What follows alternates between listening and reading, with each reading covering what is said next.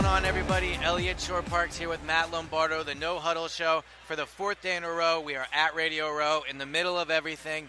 And just like yesterday, Matt, it is a complete zoo. I mean, there must be 5,000 people around here trying to, look at Radio Row, see what's going on. The mall is absolutely packed. You can really barely walk around here. Yeah, it's unbelievable. I mean, Radio Row is becoming Radio Row here today because we saw Russell Wilson roll through here. Tony Gonzalez has been here. DeMarcus Lawrence has been here. Michael Irvin was here yesterday. And just Sam Darnold will be here later this afternoon, the future likely number one pick. But it's the crowd outside of Radio Row, the Eagles fans, the Patriots fans, the angry Vikings fans. It is a zoo here at the Mall of America, right across from the amusement park. Absolutely. And so today was our final day to speak to the players.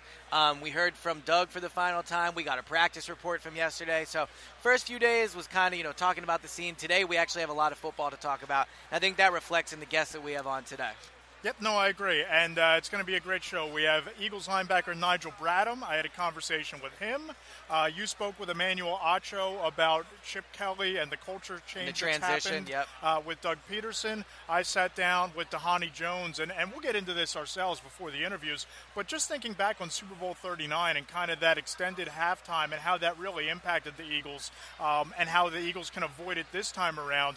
And Dhani was really candid about that. So you're going to want to listen to that interview. We have a story about that right now on NJ.com/Eagles. And you got a great update from StubHub. Yeah, I was going to say, so if you're listening to the podcast and you're still thinking about buying a ticket, it's not going to be cheap. But I got some information from StubHub about how much a tickets cost and really finding out if this is going to be an Eagles crowd or a Patriots crowd. I think right now it's been an Eagles crowd so far.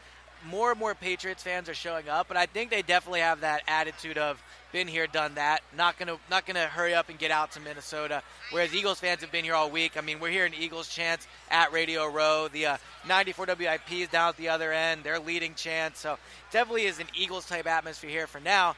But I do think by Friday or Saturday that will change. So before we get into it, as we said on yesterday's show, we are up to we got our 500th review. We're now up to 513. So people are still writing, which we really appreciate. And there were some really good reviews. We're each going to read one. Matt, why don't you go first? Why don't you go first? You have one queued up that you've been wanting to all right, to get I want to read this one because it's a little homage to our boy Mark Eckel, who was on the pod a few days ago. It says, "Not your father's Mark Eckel column." This is by Nostalgic for SimCity 2000. That game was always very overrated. But, okay. As a lifelong Eagles fan who moved from Central Jersey to Baltimore in 2003, I've never felt more connected to the team thanks to Matt and Eliot's outstanding podcast. They constantly cover everything about the Eagles, from front office to end zone, in a meaningful, engaging way, and I continue to be impressed by the breadth and depth of their exceptional analysis and insight. Wow, did you write this one, Matt? Yeah, I actually typed it last night during my party recovery night, but go on, it gets better and better. All right, so the new generation of Eagles fans is still warming to the Mark Eckel style of hometown football coverage I read in the pages of the Trenton Times as a kid. Guarded optimism, perpetually dubious. Matt and Eliot are Eckel's, this word. Progeny. Wow, here we go. I'm not the best reader. And they distinguish themselves by exploring new ideas, whenever possible, and weaving their community with genuine humor, commentary. I give up on reading right now. I'm too nervous. So that's the review. It's good. Yes, and you've now experienced what is so difficult about being a sports talk radio there we host go. When I find out. When they put a live commercial read in front of your hands and they say you need to do this. Hey, that's why you got the radio voice. Yes, I've done this a few times, and I'm better on Twitter. The reading. This one is Great Team, Better Podcast. It's from R. Lombardo 29. I don't know anybody in my family that has an R as a first name, so I don't believe that it's from my lineage, but who knows? He says, great podcast, a must-follow for any Eagles fan. You guys keep it neutral and provide great insight that does not view the world through midnight-colored glasses. Much appreciated. I'm looking forward to more to come. P.S. Heck of a last name, Matt. Thank you so much for that, and thank you for the review. I'll guarantee you will never have a Shorr-Parks last name there. Can I read one more? One of a kind. Yeah, go ahead. I'm really a sucker for guys that are listening overseas. You are. Huya Navy is the reviewer here. He says, I really appreciate your honesty and with the team and their performance. You are true fans and with actual football knowledge, which I really appreciate. The Navy moved me from Philly to Georgia. It was really great to be able to connect with the birds and take back a little Fly Eagles Fly with me back home. Awesome. So you gotta love that. All right, so let's get into the last day and a half of news. Talked to the players yesterday, talked to Doug yesterday, this morning. We got our practice report, and there were really two interesting things from the practice report. First, we'll talk about Timmy Jernigan was out with an illness.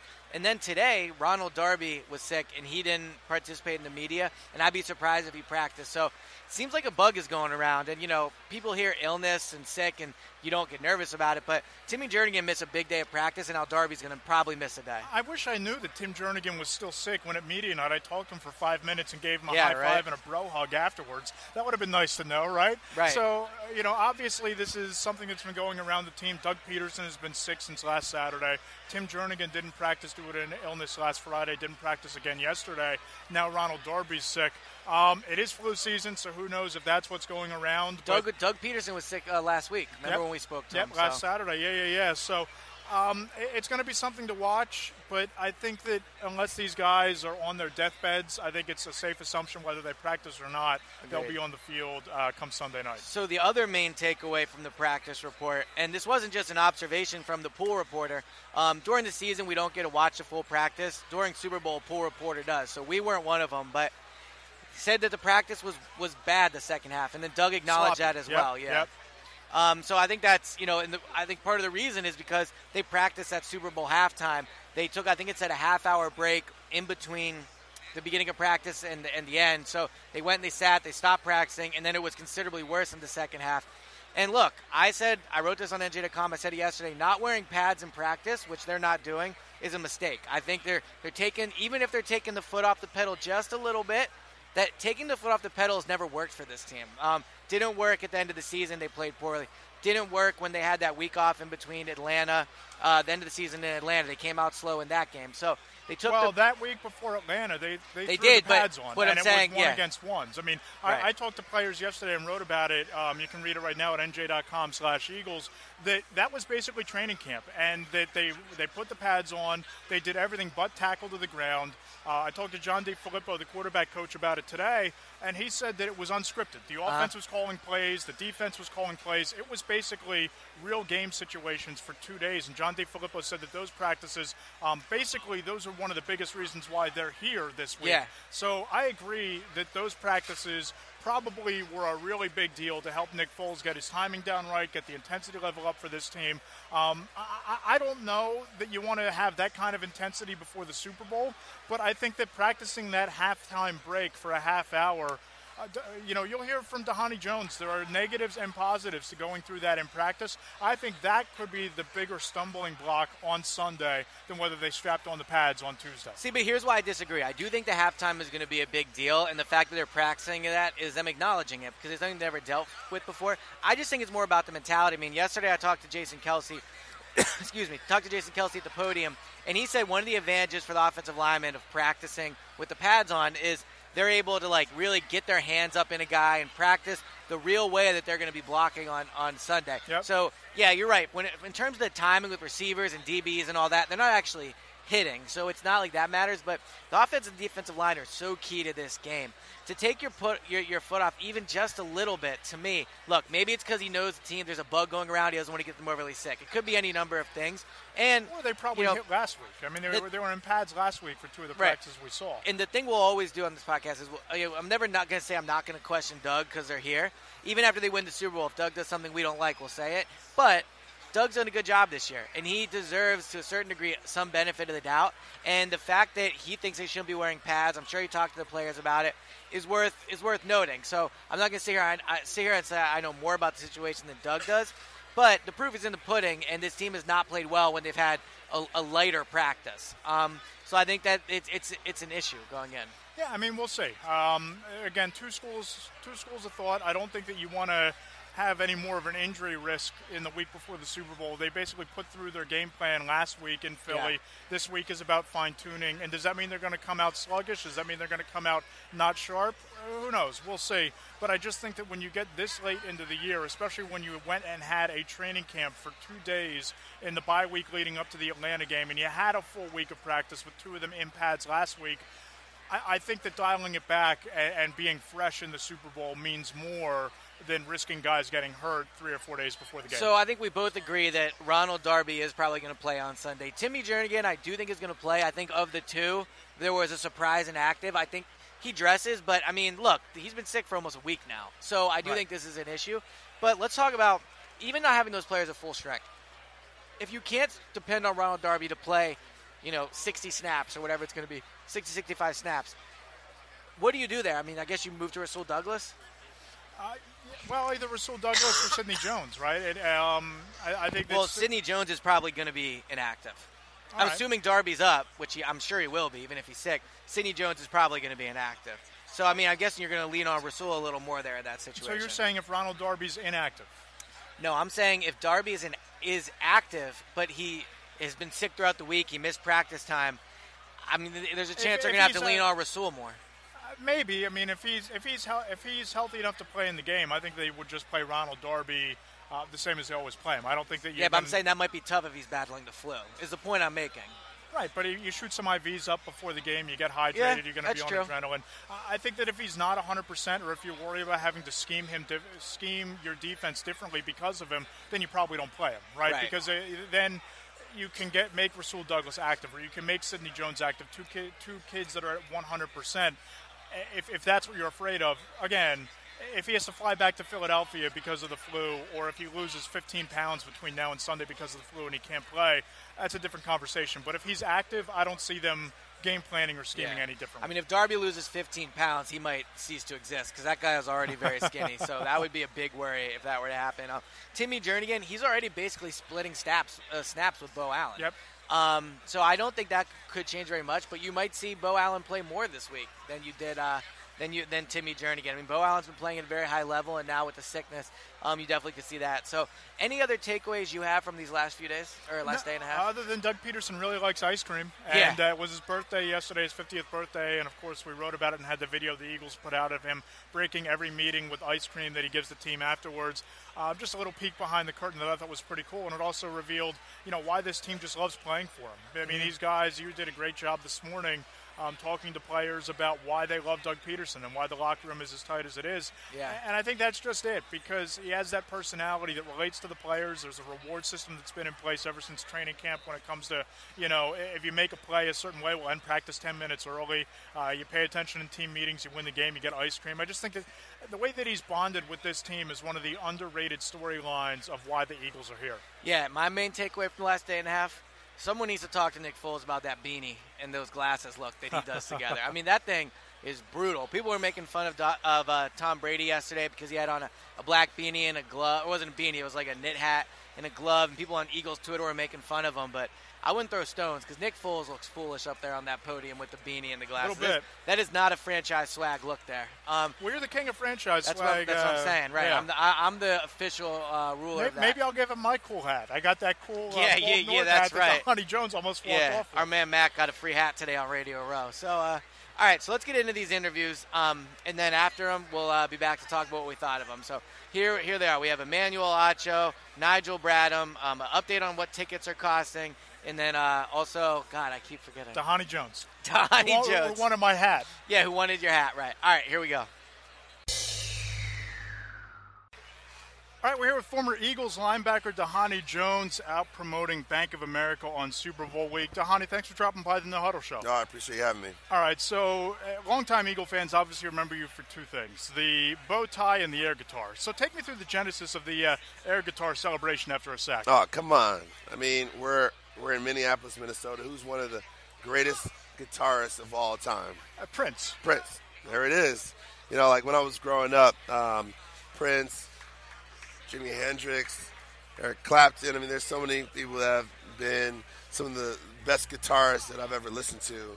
And I was always looking around, and people always had their thing where they got up. And, Jeremiah Trotter had the axe. Yep. There's so many. I'm trying to think about, Freddie Mitchell back in the day had the belt. Yep. Right? That was before Aaron Rodgers did the discount, right? And I was thinking to myself, Fred actually get some royalties off of that commercial, right? I think so. And I was thinking to myself, what would resonate more with who I am and how I play the game?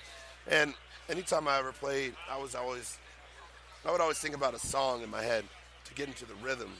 Nice.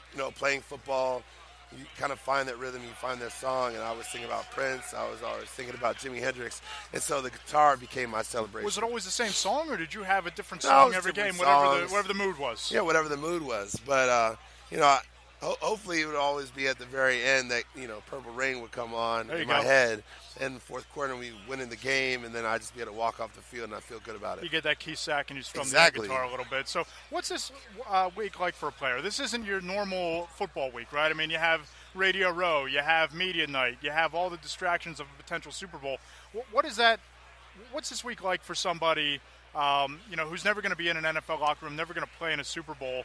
From a player's perspective, what's this week like? Oh, it's completely different than any other week that even a player has been a part of, right? Because we're all locked into a schedule. We all know about what happens Monday, Tuesday, Wednesday, Thursday, Friday.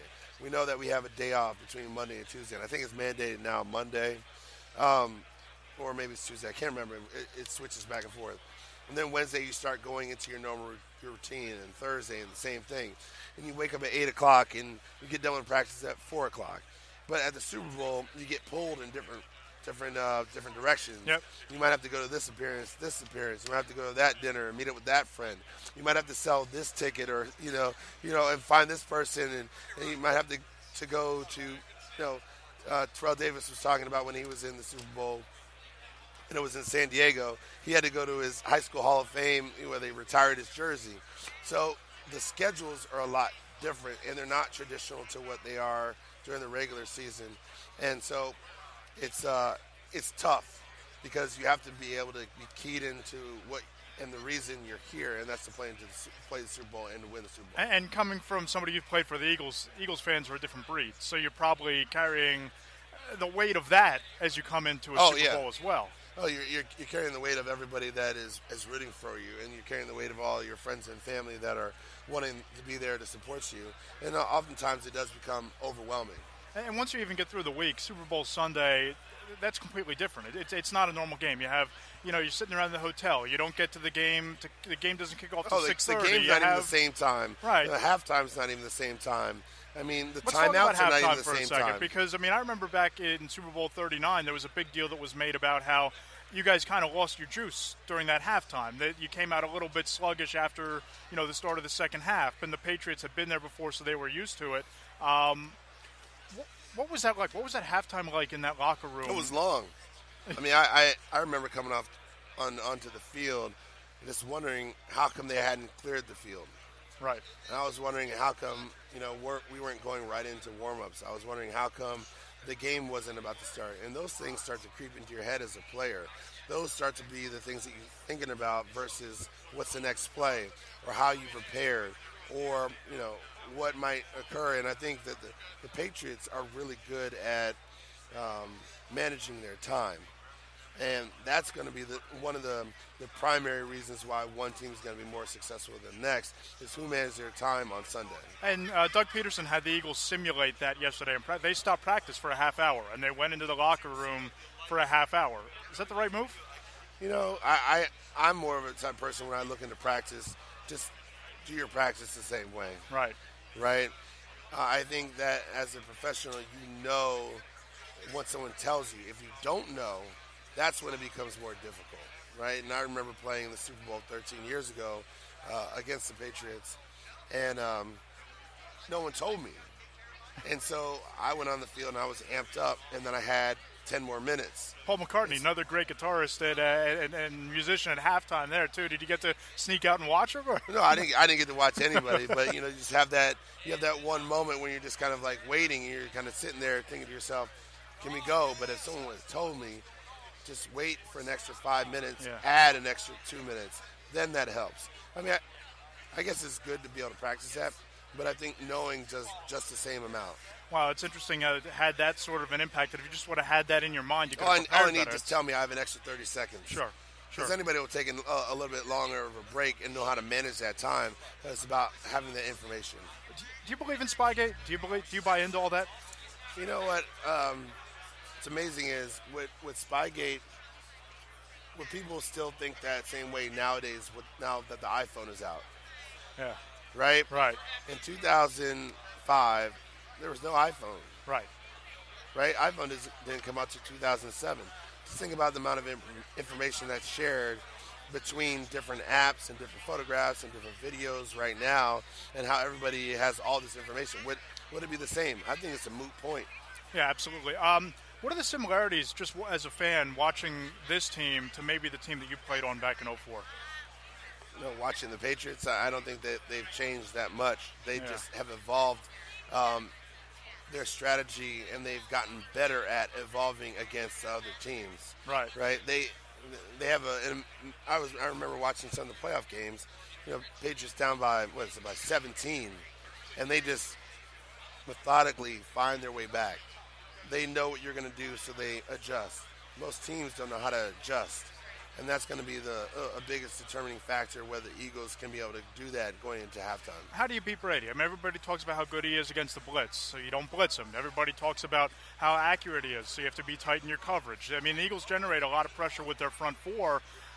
Is that enough? I mean, what do the Eagles need to do to beat Brady on Sunday? Well, I think it's all of that. Yeah. I think number one you have to do is you have to be able to adjust to the things that he adjusts to himself, right? Sure. Evolve your game and don't let him evolve faster than you. Right. Right? And then that will take care of the blitzing. That will take care of the underneath coverage. That'll take care of anything else that happens in the defensive backfield that will prevent him from scoring more touchdowns. How do you see this thing playing out on Sunday?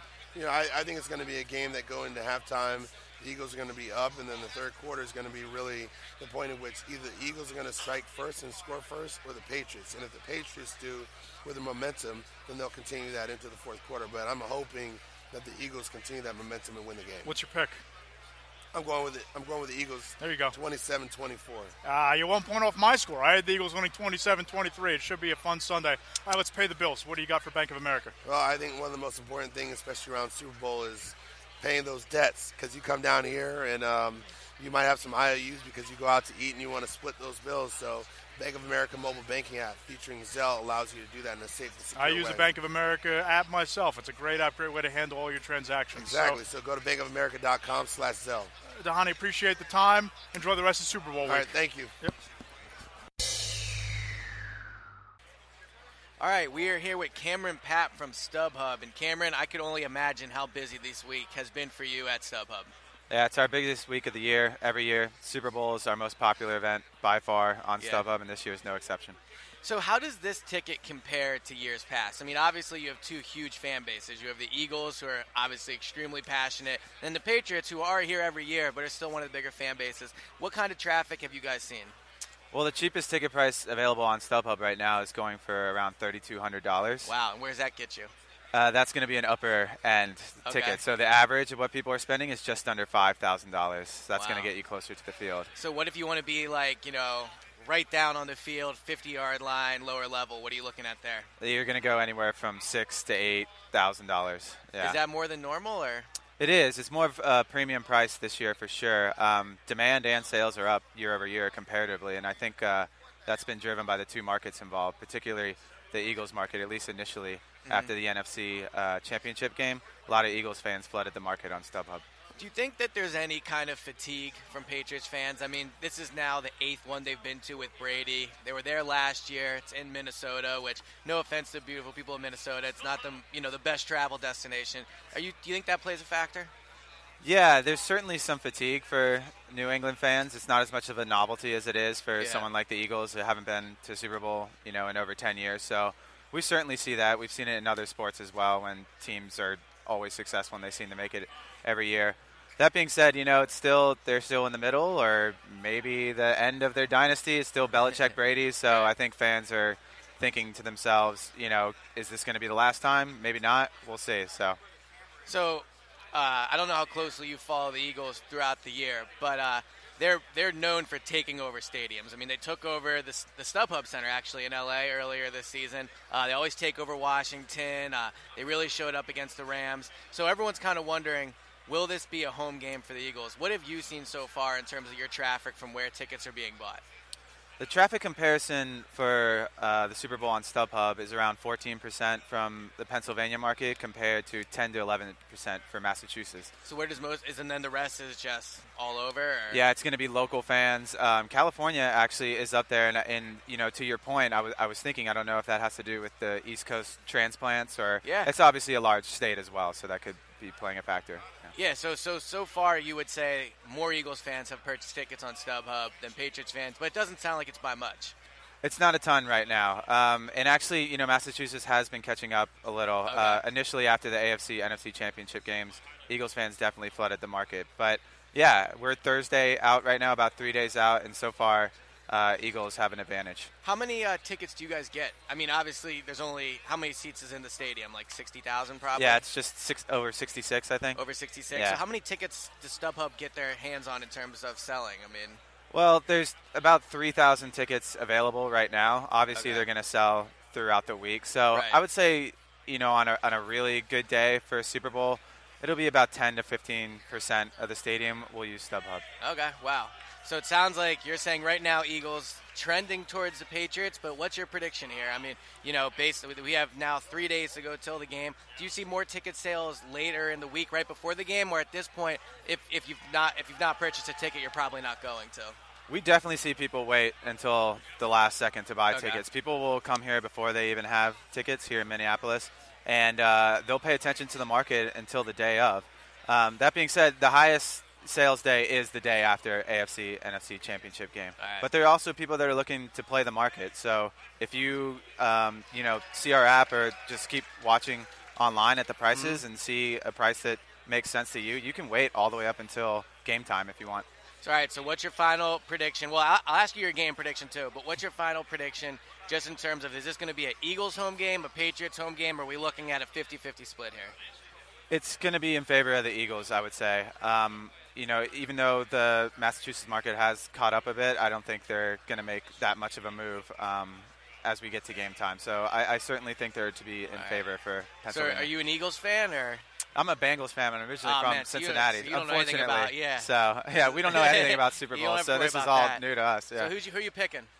I have the Eagles to cover the To 6-point cover. spread. I don't think Eagles fans are going to like the confidence in that statement. But all right, Cameron, thank you so much for joining us. We really appreciate it. Absolutely. Thank you. All right, we are here with Emmanuel Acho, obviously a former Eagles player. One of the fan favorites was when he was here because you always interacted with the fans on social media. You still do, for better or worse. I know they love tweeting at you, and you definitely give it right back to them. All day, man. That's Yeah. One of my favorite parts about Philly were the fans, how passionate they were. And just all around, like, that city has so much energy. I got to love staying a part of it, interacting with it. They really helped make me who I am, helped get me to where I am. Can't do without them. What's your favorite memory of being in Philly? Because we talked to a lot of former players, but, I mean, just the smile you have on your face now, you can really tell you loved your time here. Man, in all honesty, it's the nucleus of that team. When you talk about guys like Malcolm Jenkins, some of the guys like now Jordan Hicks, Chris Marigos, Trey Burton, Zach Ertz, I've seen those dudes every day since I've been here. Mind you, some of them have Super Bowls to prepare for. Some are hurt, but, like, we went to dinner 2 nights ago, went to dinner last night. Like, that's real family. Yeah. You know what I mean? It's more than the X's and O's. It's more than trying to win the shiny trophy.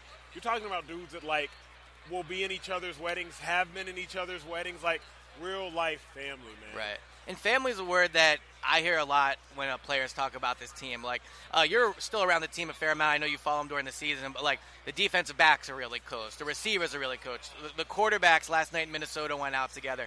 What do you think it is about that locker room with those guys that make them so close? I think they've been through a lot. I mean, when you talk about typically there's 37, I believe, % roster turnover from year to year, but I haven't been on the team in 2 years. Right. And I know and I'm close with got to be over 50% of the roster. So they've just been through a lot. Coaching changes, head coaching changes, coordinator changes, winning seasons, desperately bad or definitively bad losing seasons. Right. So they've been through a lot together, and now they're at the pinnacle of it all. They know how much it means.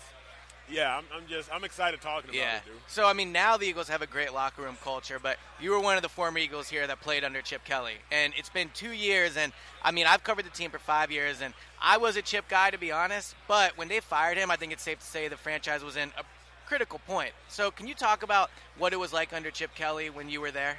So here's the craziest thing. The most shocking thing, if you look at the Eagles roster in the Super Bowl now, I refuse to believe that on paper it is more talented than the Eagles roster of then. It's a lot of the same roster, as you said. Let's talk about the offensive line. You still had, JP, Evan Mathis, still had Kelsey, a Kelsey that he's still great, but like in his prime even then, Todd Harriman's, and you had a young Lane Johnson. Yeah. You still had Nick Foles at quarterback, 27 touchdowns, 2 pick Nick Foles, had Shady at running back. So like the Deshaun Jackson, Jeremy Maclin. I didn't even want to name the receivers, but D-Jack, J-Mac, a younger Selleck, a young Zach Ertz, like you had the talent, but for some reason this team's finding a way to get it done. I think Chip was a freak offensive football mind. Yeah. But at the end of the day, Chip just didn't have as much experience as a manager of people and a manager of players. He didn't have to do that in college. So too much responsibility, which kind of probably exceeded his elite skill set. Yeah. But, like, if you talk about Chip Kelly, the head coach, Chip Kelly is an X's and O's guy, one of the best, probably will go down as one of the best in football history. So what was the locker room like, though? I mean, because now, like you said, you still talk to the guys today. I'm in there every day. That is an extremely tight-knit group. I thought a little too much was made of the fact of how unhappy players were under Chip, but you were there. So, I mean, what do you – all right, you're giving it a look as if not too much was made. Maybe not enough was made out of it. I don't think – there were a lot of unhappy players. Okay. But, I mean, it's But the why NFL. do you think that is, just out of curiosity?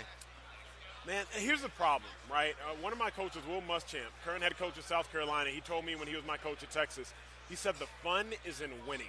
Yeah. Right?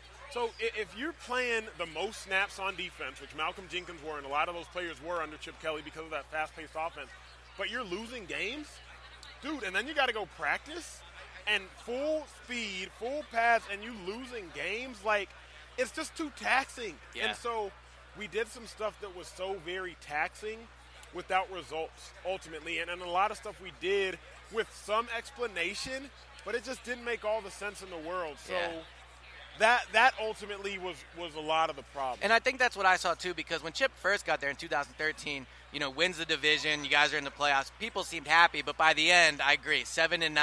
I mean, there were some players that were definitely unhappy. And then think about the turnover. Think about, like, think about the roster turnover. Like, it was, I mean, people were shaking and getting cut and freaking every other day. There seems like there's a lot more stability. Chip, you had to fear for your job every second. It was tough, man. Now, mind you, again, it is the NFL. Like, that happens. There's a lot of turnover. But there was just something different about that culture versus. And the way you talk about it is just so different from the way players talk about Doug Pederson. Because as you said, yes, it is a reality in the NFL. I mean, there's probably only 15, 20 players on the Eagles that can go to bed every night secure that they have a job, just contractually and stuff. But players talk about Doug, you don't hear words like fear. You hear words like family and how close they are with him. What have you heard from the guys on the team about how they feel about Doug Pederson? I haven't heard, nobody has a bad thing to say. Yeah. You know what I mean? And obviously, he's a head coach. There have to be some disgruntled people at some point in time. But I haven't heard one bad thing about the head man in Doug Pederson. I hadn't got to meet him personally. I know a lot of the people on his staff. Right. But, I mean, he finds a way of bringing the best out of his players, and you don't have to be in the locker room to see that. If you know the game of football, you study the game of football, if you've ever played the game at a high level, just see, what he gets out of his players, man. It's phenomenal. Yeah. So let's talk about this game. Eagles fans are obviously excited about this one. I think they feel confident, to be honest, even though you're going against probably the best head coach of all time and the best quarterback of all time. How do you see this game? I mean, when you found out this was a matchup, what were some of your initial thoughts? The Eagles have the better team. The Patriots have Tom Brady. Yeah.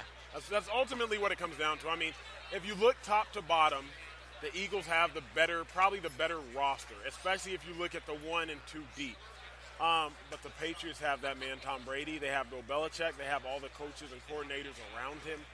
I mean, dude, here's the tough part. I would never bet against Tom Brady in my life. There's 2 things you don't do. You don't bet against Tom Brady. You don't bet against Alabama. But how can you bet against the Eagles right now? Because everybody else has, and you see what happens. Didn't think they beat the Falcons. Yeah. Didn't think they beat the Vikings.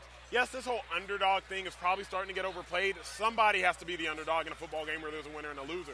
But, you'd be a fool to bet against them right now, man. I'm telling you, especially that group of guys. And that's kind of where I come across. That's kind of where I fall on it. Even though, I mean, just from being around the team every day, yes, they have the better team, but there's just something about this team I can't put my finger on. They find a way to do it every week. I mean, they are more talented. So, all right, it sounds like you're picking the Eagles, but what's your official prediction right here? It's a really good question. So, the game will be close because the Patriots, I don't see them getting blown out. and the Eagles have too much heart, Yeah. especially I know for a fact defensively, to let there be a blowout, so it'll be a close game. I like the Eagles ultimately by 3 or 4. I think the defense will have to make an Atlanta Falcons type stand. Last series of the game, 25% of football games decided by 4 points or less. This will be no difference. Give me the Eagles by 4. Man, if they're on the 1-yard line with Tom Brady having the ball, I can only imagine the people in Philadelphia. The city will burn. I hope it's not one way or the other. It'll burn. It's a QB sneak. And it's Fletcher Cox versus Brady, dude. Yeah, the city will burn. But, hey, thank you so much for coming on. And to everyone that doesn't already, you should definitely follow Emmanuel on Twitter. I know you're here with ESPN now, so you're killing it in the media game. And thanks again. For sure. So we're here at the Super Bowl with Eagles linebacker Nigel Bradham.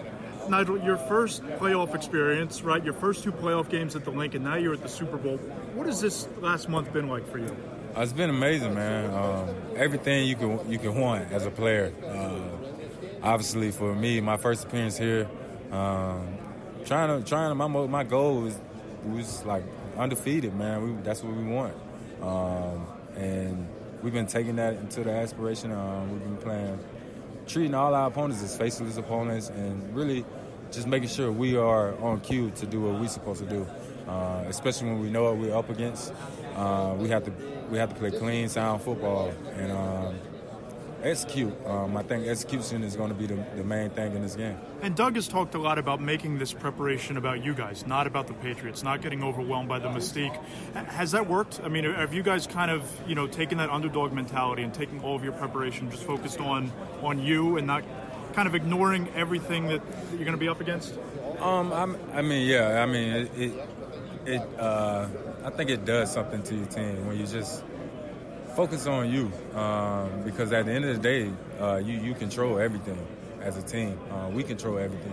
When we go out there, our preparation, how focused we are, how well we execute, that's all in our control. So we take that into consideration. Like, we feel like all that goes hand in hand. So we just try to focus on us, make sure we're the most prepared we can be, and that take care of itself. And for you personally, Jim talked about what a great job you've done in terms of calling out the signals and kind of inheriting that role that Jordan had. Kind of called you one of the unsung heroes of the defense. When you hear your coach say that, what's it kind of mean to you? It's great, man. Obviously, Coach Schwartz has been a whole tremendous level for me. As just ever since we met, we kind of gelled, and it's been a blessing, man. When you get coaches like that giving you great compliments, for me, just being able to make that transition with no practice and no kind of preparation, obviously was huge, and huge for our defense. Trying to make sure I keep everything on the same pace so we can continue to get to where we need to go. Has Jordan helped you out, or maybe when that first went down, did he give you any advice? Because you're playing the Will at that point, if I remember, right? And Sam. You're playing the Sam, yeah. and you're still have the Sam responsibilities, but you're calling the defense. Did he give you any advice to kind of be able to do it seamlessly? Oh, yeah. And a lot had to do with my experience of being out there as well. It's been hand in hand. It's kind of tough, man. You kind of got to be on all cue, because for me, as the type of player that I was before I got the green dot, I was real aggressive. So that definitely took some of my aggressiveness away, because I have to communicate. And I have to be on cue to get communication when they're trying to hurry up or anything like that. So it took some of the things that I do away, but also helped me in some other areas too. And to help you too, you got the sack on Matt Ryan in the first playoff game, yeah. and you've kind of been flying to the ball lately, so it hasn't really, diminished your game. No, it hasn't. It's not going to diminish it. It's only going to make it better at the end of the day. You got the coach in your ear. He's telling you the communication, what we want to do, what we want to run, and knowing what to expect and how they want to attack us. I think is another level of things too. Knowing what type of matchups they like to go to in certain situations. And real quick on that, you've played in the division with these guys before. You played against Brady before. What have you kind of told your teammates? What can you draw from that experience? I see that smile. Jay gave it away, man. Yeah. But you got to be on cue with this guy, man. Because obviously he's an accurate quarterback. Tight coverage, you got to play tight coverage, and you got to play through the play. because, I mean, you can be on somebody, he's going to throw it regardless because he trusts his guys. So you have to play through the play and get pressure on him, man. Certain situations, I mean, he gets the ball out very quick. So you can't get frustrated. It's going to be times where we won't be able to attack him because he gets the ball out so quick. So we can't get frustrated with that. We have to keep our composure, and I think that's going to be the main thing, is just telling everybody to keep our composure no matter how frustrated you get at early. I mean, everybody obviously wants to put pressure on them, but you have to play the game the right way. Nigel, appreciate it. Best of luck on Sunday. Thank you. Thanks, dude. All right, so thanks to everyone that came on for that. Let's talk about Chip versus Doug. I know everyone's going to say, "Oh, why are we talking about Chip Kelly?" But I think if you're telling the story of this team, the quick turnaround, the way their locker room is, you have to talk about Chip Kelly because I'm like the beat writer of this particular story. Yeah, well, I was going to say, me and you are like the perfect people to talk about this because I've made my opinion pretty well known that I was pro Chip. Wasn't super strong Doug at the beginning. And, I think you were very pretty anti-Chip. So it's not even that I was necessarily anti-Chip, but I just remember talking to people in Chip Kelly's final year, and I wrote it right before the Thanksgiving game against the Detroit Lions, that I had a source tell me that he lost the team. The team had quit on him. And, we heard Emmanuel Acho today give us a peek behind the curtain, kind of confirming that story. And, we wrote earlier this year how Doug Pederson has single-handedly, in just 2 years, and really going into his second year, changed that culture. I mean, this is a completely different group. It's like a family. There's a real bond, and these guys love playing for Doug. So here's the thing. I think, all right, so I'm not going to disagree with you. Like, in 2 years hindsight, and you're right. I mean, he did obviously have locker room issues. I think sometimes it's a little overblown. Like, not everyone hated Chip. But the difference is, it's clear that under Doug, you can't find anyone to say something bad about Doug. Right. And people genuinely love being in that building. And I think where the Eagles really had their disconnect was, yes, in the locker room. And I think when the leaders of your team, like a Malcolm Jenkins, especially a Jason Peters, don't like the head coach, that's an issue. Whereas these guys love Doug. But where really the disconnect was the top floor, where it was Howie, it was, Smolinski, it was, and then Chip really trying to all work together. And then here was the issue. Chip made a power grab and won, and then the reason that he was fired and honestly, rightfully so, to win that power struggle. I mean, what had Howie done to that point? And Chip was coming off of 2 10-win teams. Yeah. So, I mean, look, 2020 is, but I think at the time no one really disagreed with the idea of letting Chip have more control and getting rid of Howie. No, I mean, I guess we'd have to. That would be an entire podcast. Someone will go through our timelines, I'm sure. Right, but I'm sure that we can look at what happened with Chip Kelly in San Francisco, and it was the same thing. He goes in and at his introductory press conference talks about how much he just wants to coach football and just wants to be a football coach. And not even halfway through his first season, he's trying to make a power play with Jed York. Right. That front office situation crumbles, and Chip Kelly's out the door. I mean, listen, I think that Chip Kelly's first year, especially that first game against the Redskins, was one of the more innovative coaching experiences. And Acho said that. I mean, Acho said he was, one of the best offensive minds he's been around. Yep. His elite talent, I thought that was a really good way to put it, his elite talent was coaching, and Chip had to do more than that. And I agree, but I think that the fact that he stopped evolving and he stopped – defensive coordinators are just as smart at the NFL level as any head coach or any offensive coordinator, and I think Chip underestimated that. I think he's going to do terrific in the Pac-12. I think that he knows that area. That was a nice little backhanded compliment. Well, I just don't think that. Well, I don't listen. I mean, he's coaching UCLA now, right? Yeah. I don't think that his temperament and his coaching style and his locker room management fits in the NFL level, and we saw that happen in not one but two situations. But landing at UCLA, he's recruited the Pacific Northwest before in Oregon. They really don't play strong defense in the Pac-12. He has success at Oregon in the past, and UCLA is still a heritage program. So I think that going back to UCLA, and he has a really good quarterback out there right now, even losing Josh Rosen, I think that he's in a really good spot to hit the ground running at the college level. Think the whole Chip versus Doug thing is a perfect example of how perception matters so much at the beginning. So Chip comes in, and he's viewed as an elite head coach. Everyone's excited. He wins a division the first year. I mean, he was given opportunity after opportunity. Doug comes in, No one's excited about it. He's a boring head coach hire, doesn't interview with any other teams. It almost feels like the Eagles got him because they couldn't get anyone else, as opposed to really wanting him and getting him. And he's turned out to be a phenomenal head coach. So you really never know what's going to happen. But, look, when you talk about the team being here, I mean, think about this. 2 years ago, Chip was the head coach. Yep. So that is just wild to think of how far they've come. They've come from not having a quarterback, not having a head coach, having a dysfunctional front office, having all types of issues, to really – I mean, 3 people turning this around. Oh, I guess Joe Douglas, too. But Joe Douglas, Howie and Doug and Carson, yep. obviously. And you want to go read more about it, go to my pinned tweet, at Matt Lombardo PHL. We wrote about that back in November, about how Doug has changed the culture. And this 2-week period and this Super Bowl really is the payoff of that. Yeah. So, all right, the next thing we should talk about is Nigel Bradham. Yep. So, look, we're looking ahead a little bit. We're going to have a lot of talk on Friday's podcast about the actual game. We'll do our preview pod. We'll do our predictions.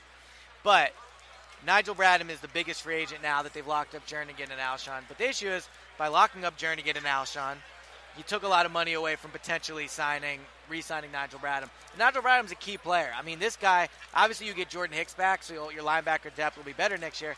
But you don't know what he's going to be coming off of that injury. And Nigel's a guy that stepped up and played really well. I think he's obviously the top priority, and he's a guy they really need to try to break the bank and sign. Yep. And the fact that Jim Schwartz is back, I think, is going to increase our chances. Because had Schwartz gone somewhere, I think you would have seen Nigel go with him. And you heard Nigel talk about Jim Schwartz and how much he owes to him. And he was one of the driving forces of why he signed with the Eagles in the first place. So I agree. I think the Eagles have set themselves up for a very quiet, very efficient offseason by locking up Alshon, locking up Jernigan early on, taking care of their top 2 priorities. But Nigel Bradham went from being the Sam linebacker in its own right to having to play Sam and call out the signals. Yeah. And he's played at a Pro Bowl level ever since Jordan Hicks went down. So I think that they'll probably move mountains to bring Nigel Bradham back. I think that's one of the reasons why Jason Kelsey likely won't be back. Brent Selleck likely won't be back.